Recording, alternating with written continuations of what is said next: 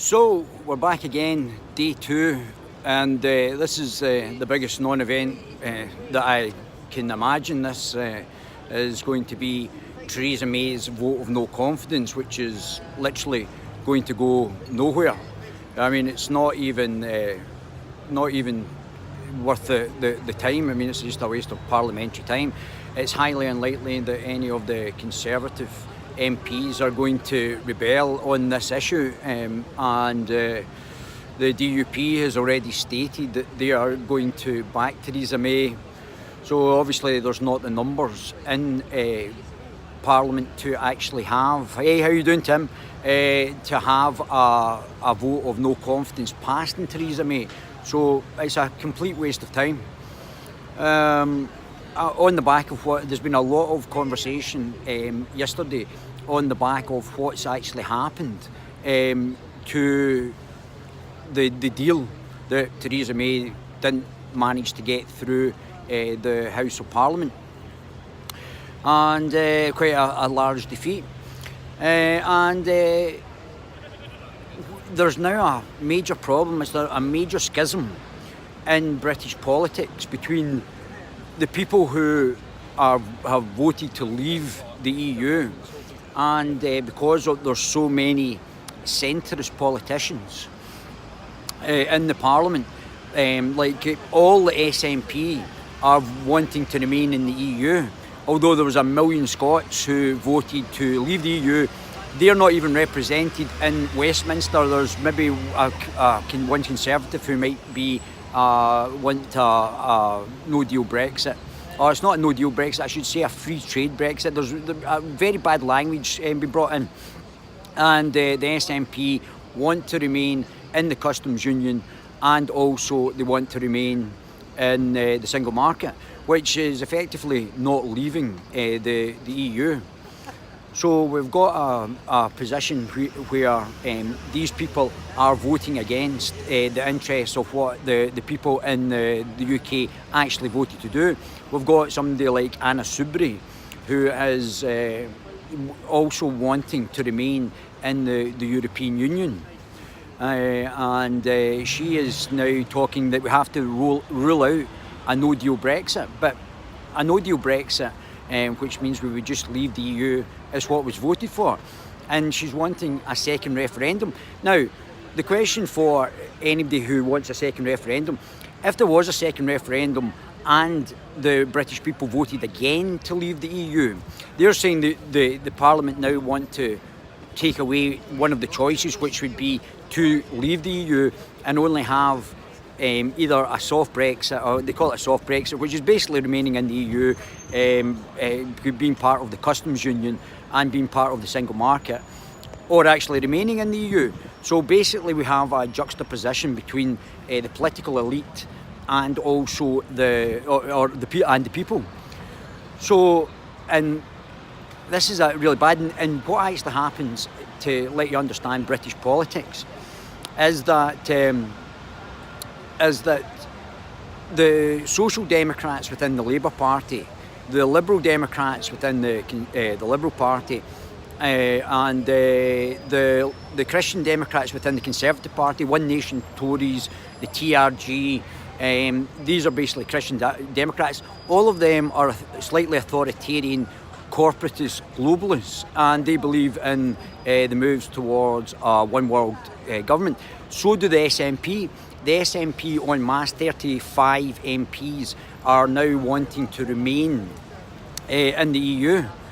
So we don't have what would be a representative democracy of what the people actually voted for at large. And people like Anna Soubry has been parachuted in to a predominantly Brexit seat. I mean, 55% of her population within her constituency voted to leave the EU, and she has basically not, she's basically not going to deliver on that situation, or on that vote within her constituency. She's also now wanting to rule out a formal Brexit or a no-deal Brexit. or I should call it a free trade Brexit, where people want free trade, so a zero tariff would be like a Canada deal plus, and she doesn't want that. She wants to basically rule out the people actually having that Brexit. So not only is Anna Soubry going against her own constituents, she's also going against the will of the people who voted to 17.4 million people voted to leave the EU. So we have a juxtaposition just now between the political parties and the people who voted to leave, because the political parties don't want to leave. So there's a major problem in the overall political establishment, and we have a disproportionate number of people who have actually voted to leave the EU and who are underrepresented by the MPs, and this has been done through the gerrymandering. But just now we're seeing increasingly going to see other parties. We've already seen the establishment in Scotland of a Scottish Libertarian Party.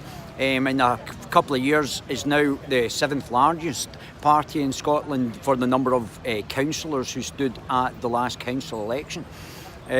We are also seeing now the rise of a Scottish a Scottish classical liberalist party. We're probably going to see that up and running by next year, which is a centrist libertarian. So. And look over the other side there, and you'll see the world's media is camped here. This isn't just a British story. So we have got, as you rightly pointed out there, that we are actually seeing the world media here to actually cover this. But this is a complete non-event today. Theresa May is going to win the confidence vote. This has just been a political waste of time. It's been a complete waste of people's political time. This could be spent in a completely different way. And but the real underlying issue is going to be, how is Theresa May going to get any Brexit deal through the House of Commons? Who is going to be allied to? Is she going to go for a Norway-style deal? Is she going to go for a second referendum? But I mean, which would mean that she's not. After yesterday's vote, look at this, and then look over the other way. So, we just don't know what's going to happen with the actual. It's not the vote of no confidence, which is a non-issue. We don't know what Theresa May is going to do. Is she going to go back and actually try and tinker with her deal?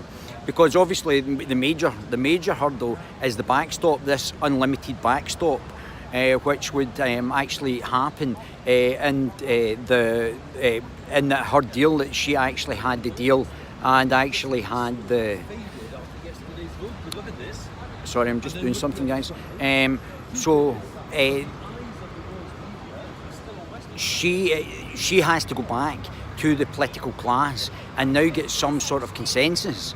And unfortunately, the political class want to remain, or want a soft Brexit. They want the Greens, their Remainers. There is a disproportionate amount of Remainers or globalists, corporatist globalists, in the Parliament, and they're overrepresented. The Social Democrats, the Liberal Democrats. Now you've got the left, which Jeremy Corbyn and MacDonald and Diane Abbott represent in the Labour Party, and you've got the Conservatives who are in bed with the Christian Democratic wing of the Conservative Party, the TRG, One Nation Conservative, the people who are sort of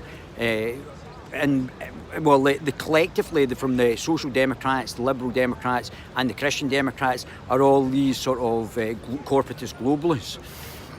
And this is the massive thing that people don't understand. They're all pretty much the same. That's why Tony Blair, Gordon Brown, David Cameron, May, who else? John Major and Tony Blair are all even though they came from Labour and the Conservatives, they all believed in one world government, and they were believing in the European Union and moves towards the European Union. But and maybe even a closer union, because we've already seen the establishment or the embryonic establishment of a European army. So I mean, it's a massive thing. This, it's absolutely huge. That they know this and want to, and they've been disingenuous. I can't see the EU negotiating any other deal with me. No, I don't think they'll negotiate another deal with me.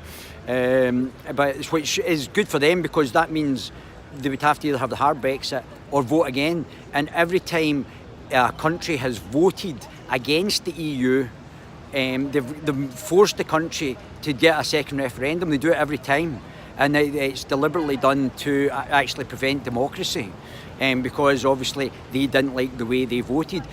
The system of elections and the system of actually moving the process forward will never change. They'll always try and do it. And the only way to really do it or really change the actual dynamic is to move to a different party. Some of the Conservatives are not globalists, but they would really have to move to somebody, maybe even a classical liberalist party or a libertarian liberalist party, maybe like UKIP. There's other classical liberalists or libertarian liberalist parties coming up in both in England and in Scotland, and for the whole of the UK, British parties. So this is a real issue here, but it's a bit quiet today, but because the vote will not happen. I'll break up this transmission, but the vote won't happen till later on tonight. So it's really the calm before the storm. But there are people from all over the world, actually people here. A lot of EU flags out today. But the real issue is, will Theresa May be able to put forward a deal, and a deal that's going to encapsulate the Leave vote, and also and she's now talking about, or the political class are now talking about staying in the EU, which is staying in the customs union, which is basically not leaving the EU. That means there are certain limitations from staying in the customs union, including not being able to negotiate international deals. So we couldn't negotiate, I don't think, with America, or reduce tariffs, and we wouldn't get the benefits of actually leaving the EU. So what should have happened is we should have left the EU and then negotiated, but what they've done is we're basically kept in the EU for 2 more years, and now they're actually talking about potentially extending the EU for or the actual staying in the EU past March, I think it is, for another few months, up to before June, before the actual elections. Because if we were in the EU after elections, we're going to have to pay another £9 billion, and we would actually have to have people standing in the European election again. So our political class is really trying to gerrymander the fact that we are actually being kept in the EU, and they're still not wanting us to really leave. And this is the major issue just now, that our political class don't want us to leave. And what would have to happen is that in constituencies, these people were actually taking on unfortunately, the people who voted to reduce immigration and get out of the EU are still voting for people that are parachuted in by the establishment. Absolutely right, leaving the EU immediately after the referendum have meant negotiations from a strength. Shocking. Oh, that's correct, that's completely correct. So we should have left. It took, when Czechoslovakia separated, it took them 6 months to separate the Czech Republic from Slovakia. And it's taken us 2 years and we've still not left the EU. So, I mean, if that doesn't tell you that the political establishment are not trying to leave the EU, and the fact that we've got a number of corporatist globalists in power and our MPs are basically not doing what they were instructed, this is the first time that this is a real problem. This is the first time there's been a clash and the actual establishment has not done what they actually said they were going to do and implement the actual the referendum result in a proper manner. So it's starting to rain just now, so I just thought I'd give you a wee update there. I'm going to be back on later on, and hopefully we'll get some more information, get some more interviews with more people that and MPs. Thanks, guys.